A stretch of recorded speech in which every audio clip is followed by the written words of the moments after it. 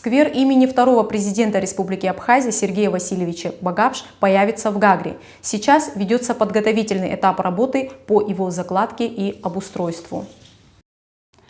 В Гагре по улице Абазга приступили к обустройству нового сквера имени Сергея Васильевича Багапш площадью 7580 квадратных метров.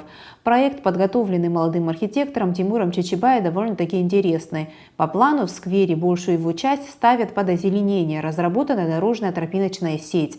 На участке появятся 2 детские площадки, удобная зона отдыха с лавочками. Будет проведено освещение. Сметная стоимость составляет порядка 29 миллионов. Сквер весьма важен для города. Его обустройство будет профинансировано на выделенные средства из районного бюджета. Сейчас на данном участке ведется подготовительный этап работы. Это прокладка водопроводной трубы протяженностью 340 метров. Затем территория будет выровнена. По запросу администрации Гагарского района отделом архитектуры был разработан проект сквера имени Сергея Васильевича Багапш на улице Абазга. В данный момент проводятся подготовительные работы по устройству парковых зон.